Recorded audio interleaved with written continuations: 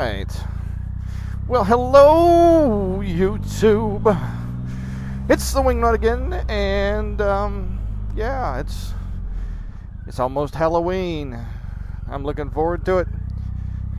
I'm gonna sit in my yard, dressed like a big old thingy. I'm not sure yet. I'm supposed to be dressing in cape and cow like I did last year and scaring the shit out of people as walk by as we give out candy, but we don't know how that's gonna work out. But hey, that's what it is. So Halloween's coming up. On top of Halloween, you know, we've also got Nekocon coming up. And before all that, there's my dad's birthday. Happy birthday, Dad. I'll be calling you on your birthday to actually tell you in person. I just thought I'd tell you now. So, love you, Dad. Happy birthday. So, what's been happening in the world of Whingnut? Well, a lot of difficulties with our camera gear for the channel over the last couple weeks, and hopefully my camera is still functioning, or this is going to be a black video and just my voice speaking to you from the beyond. So that's been happening, but on top of that, I got a really cool phone call from my cousin Christopher. How you doing, old feller? And what he said was, "Hey, cuz." And when he does that, I know something's coming, because he's got that little excitement. And granted, he's older than I am, but he gets more excitable than most people you'd imagine. He's a great guy, and we've had a lot of interesting adventures together over the years. So he calls up and he goes, "Hey, if you were to take a motorcycle off-road across country, what kind of motorcycle would you take?" And I'm like, I don't know. I'm torn between a DR 650 and a KLR 650. These are the bikes I would do. These are the reasons I would use those bikes, so on and so forth, and why I would choose one over the other. And he, you know, he goes, "Well, I want to do this trail. Like, how hard would it be to set these bikes up to do this trail?" I'm like, "What trail are you talking about?" "Oh, it's one that goes from one end of the country to the other." I'm like, "You're talking about the TransAmerica Trail, the TAT?" He's like, "Yeah, you want to do it?" I'm like, "Hell yeah." So, you know, we start talking bikes. We start talking about setup. We have things that we're concerned about, everything else. Gave him a whole bunch of stuff to do research on and everything else. Now, here's the catch. He has never ridden a motorcycle off-road before in his life, as far as I know. I'm sure he may have, like, thrown a leg across a dirt bike here or there. I've ridden dirt bikes a little bit. Like, I'm no motocross expert, but I can handle myself on a, you know, on a trail pretty good. You know, and we're also both, you know, one of us is over 40, one of us is approaching 40. We both have bad knees and bad shoulders, and we're, you know, I'm gonna be honest, we're both pudgy fucks. So it's not looking like we're going to just jump on motorcycles and do this trail tomorrow. So we've discussed a few options. First and foremost, we got to get the bikes. So I think we're going to end up going with the KLR 650s, even though I think the DR 650 would be a better bike for the trail over the KLR, because the KLR is really more tuned towards the street than the dirt. To be perfectly honest, it's really hard to find a DR 650 that's not ragged out to the point I need to overhaul an engine. And when they do sell them, people think they're minted in gold, which is probably for a reason. Some people have suggested a DRZ 400, but I'm 6'4", 280. 6'4", 280. I look like Magilla Gorilla riding a DRZ 400. Not only do I look like Magilla Gorilla riding a DRZ 400, I feel like Magilla Gorilla, and it's uncomfortable. They're great bikes. They are great bikes. But I need something that's going to be comfortable for me to ride for long stretches of time. All right. Now, the difference in weight makes a difference too on the bikes, but it just the availability of the KLR and the fact that we can find them with mostly kitted out the way we want them to be kitted out, with decent mileage, like 1,800, 1,000 miles to a couple hundred miles for a couple grand, you really can't beat that, and just the ease of finding parts, it's just amazing. Now, if you've done the TAT and you're watching this and you can see the stupid coming, because at one point, like within the first 100 miles, someone's gonna go, "Hey, watch this, cuz," either him or I. All right, so I'm sure some form of stupid's gonna happen, or someone's gonna decide to ford a river or a water crossing without scouting it first. It's one of those things where we aren't used to it yet. So instead of just getting the bikes and getting out there, we're going to get the bikes, then we're going to work up to it, ride some trails, get used to riding the bikes, and we're going to work our way up to the TAT. So I think one of the first major legs we want to tackle after we get comfortable with the bikes and off-roading on the bikes is going to be the AOR, the Atlantic Oceanic route, or whatever. I'll put the links in the description below, and that's all listed off the TAT website. And the reason why I bring this up with the TAT website is it doesn't have you crossing anything but public land or public roadways, so there's no chance of trespassing, getting cited, or getting shot. I'm very much opposed to the fines and getting shot, and that's where we're at. We're just talking right now, and like I said, I wouldn't call this a midlife crisis, because I don't want to say 37's midlife just yet. My grandfather made it almost to 93. So, and we share the same grandpa, so it is what it is. It is what it is.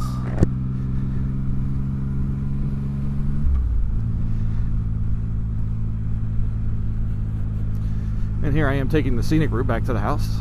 Oh wow, they cleaned up St. Julian's Creek a little bit. So we're definitely talking about it a lot, kind of going through plans and everything else. On top of that, Mrs. Whingnut and I have been talking about doing a camper, like one of those little 13-foot Scamps, one of the fiberglass ones. Something that, because we like to camp in the winter, and as much as I enjoy camping in the winter in a tent, it's not very comfortable for my wife, and if she's going to go with me, I need to make that consent. But we're looking at something we can pull in the Subaru. I don't want no huge, great big old toy hauler thing just yet. But we need something we can pull on in the Subaru. So that's what we're going to go with. We're going to look at those little. I'll be honest, the fiberglass campers kind of look kind of cool. Yeah, they look like a pill, like a bean, like a burrito sometimes. Oh, Paradise Creek Park. That's a great place, by the way. You should check it out. Paradise Creek, definitely nice, in Portsmouth. But yeah, so looking at campers, getting ready to go home for the holidays, doing all that kind of stuff. So we're gonna have to see if we can do it. And I've been wanting a KLR or a DRZ 650 for a while now. There's some things that got to happen first. Some things have got to happen for us to make this trip. The first one is I got to pay this thing off before I can get another bike. That just makes sense. If another KLR drops into my lap for stupid cheap and it's serviceable, that's something that, and I have the spare cash at the time, I may get it before this one's paid off. But on the flip side of that, I really would like to have this paid off, which should be by the end of next year. All right, so that's got to happen. As far as camping gear goes, he and I both are rigged for hiking camping, and I'm already rigged for motorcycle camping, as you saw in a previous video. We both have CPAP machines, which, my battery function works pretty good for a CPAP machine, but now we got to learn how to charge them on the road, which is basically a 12 volt to inverter back to 12 volt. So they won't charge as efficiently as they should, because that type of battery doesn't have a direct charge system. But we're looking at other possibilities like Zero, or Goal Zero, and everything else. The problem is for the size, they don't have any kind of punch to them like the Amaso did. And the Amaso is no longer out there, so my link in the CPAP camping solutions is gone. Now you can get them online at like eBay for $100 a pop, whereas when I bought them they were like 40, I think. And I'll put a link to that video below if you want to look into it. But you know, it is what it is. You know, so we got to do that. He's got to get a bike. Now, just to give you background information on Chris, he has ridden motorcycles before. This ain't his first bike. This won't be his first bike. So it's just going to have to get him adapted to being in the dirt. And then I need to get back up on it too, since it's been almost 15 years since I dirt rode. So I'm pretty sure I've forgotten a lot. So, I mean, it's in the grand scheme of things, you know, getting the bikes, getting the money together for the bikes, getting the money together for the setup, retraining ourselves to ride off-road, you know, not to mention the time off from work, whereas then I've got stupid amount of leave days. He has to schedule the time. I honestly don't think, with both of us in the jobs we're in now, we can do the entire thing in one shot. But what is manageable would be doing a leg of it at a time over a period of a couple years. So, you know, definitely not going to happen in the next year. But we can damn near try, you know. On top of that, I'm also getting close to retirement from the military, so we have to think about that too. You know, because moving and money and everything else, and a new job. Because, you know, granted the military retirement is going to be nice, it's not going to be, how do you say, perfect. You know, I won't be able to live, we will be able to live on it, but we won't be able to afford, you know, motorcycle payments or anything else. It'll more or less cover our mortgage, which is good, because then I won't have to worry about my mortgage. So, you know, it's a lot of stuff to think about, a lot of stuff to digest. There's always the idiot cousin factor for both of us. So I'm looking forward to it, man. I hope Chris is looking forward to it. He wants to get a comm unit on his helmet so we can talk back and forth. So, I mean, you can only imagine you've got two cousins who have had a lot of little adventures, sitting down, going on two motorcycles, rigged almost identical, off-roading. Ooh, I hate those grates. Every now and then they catch your tires just right, especially when you get ready to make that turn. And so, you know, talking shit for 6,000 miles off-road. And if you guys think I'm somewhat entertaining, you should hear Chris. And I can't wait. I cannot wait. At one point or another, he's going to tell the story about me cooking bologna in $1 million house.